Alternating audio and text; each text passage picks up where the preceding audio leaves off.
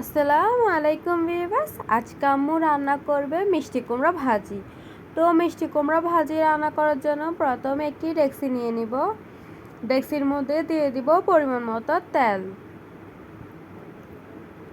মিষ্টি কুমড়া ভাজি নাকি স্বাস্থ্যের জন্য অনেক উপকারী, তাই হচ্ছে আম্মু আজকে আমার জন্য মিষ্টি কুমড়া ভাজি করছে।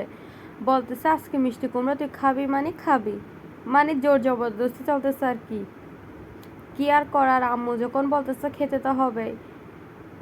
তারপর তেল গরম হয়ে গেলে সেখানে দিয়ে দিব পেঁয়াজ কুচি। পেঁয়াজ কুচিগুলোকে হালকা নেড়েচেড়ে ভাজা ভাজা করে নিব।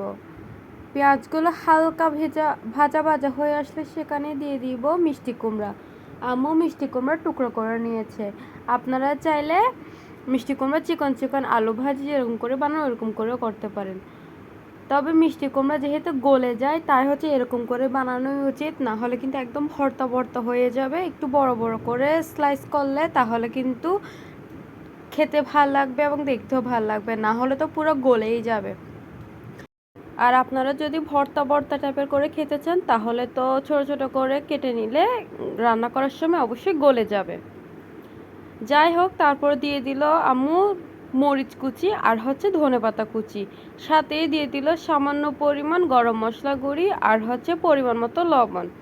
গরম মশলা গুঁড়িটা দেওয়ার চেষ্টা করবেন, এতে কিন্তু একটা ফ্লেভার অ্যাড হবে, এটা কিন্তু খেতে বেশি ভাল লাগবে। তারপর ভালো করে নেড়ে চেড়ে ঢাকনা দিয়ে দিবে যাতে মিষ্টি কুমড়াগুলো হালকা সিদ্ধ হয়ে যায়। মিষ্টি কুমড়ার মধ্যে পানি ব্যবহার করবে না, কারণ যে পানিগুলো মিষ্টি কুমড়া থেকে বের হবে ওই পানিগুলো দিয়ে মিষ্টি কুমড়া ভালো করে রান্না হয়ে যাবে, তাই এক্সট্রা কোনো পানি দেওয়ার দরকারই নেই। অলরেডি দেখেন একটু একটু পানি বের হয়ে গেছে, আমি ভালো করে নেড়ে চেড়ে দিচ্ছিলাম যাতে নিচে দিয়ে লেগে না যায়। মিষ্টি কুমড়ার মধ্যে পানি দিবেন না, কারণ মিষ্টি কুমড়া থেকে প্রচুর পানি বের হয়, যার ফলে এক্সট্রা পানি দিলে মিষ্টি কুমড়াগুলো ভর্তা ভর্তা টাইপের হয়ে আসবে।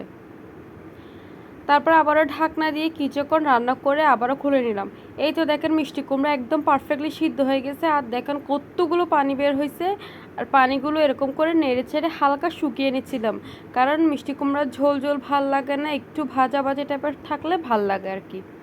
তাই হচ্ছে আম্মু একটু মাখো মাখো টাইপের করে নিচ্ছিল ভালো করে নেড়ে চেড়ে। আপনাদেরকে দেখিয়ে দিচ্ছি মিষ্টি কুমড়া কতটুকু সিদ্ধ হয়েছে। আপনারা চাইলে এই মুমেন্টে মিষ্টি কুমড়াগুলোকে হালকা একটু ভালো করে নেড়ে চেড়ে ভর্তা বানিয়ে নিতে পারেন। আমি একটু নেড়ে চেড়ে কিছু মিষ্টি কুমড়াকে ভর্তা করে দিছি, যাতে একদম মাখো মাখো হয়, দেখতে সুন্দর লাগে, খেতেও ভাল লাগে। এই তো রেডি আমাদের মিষ্টি কুমড়া ভাজি।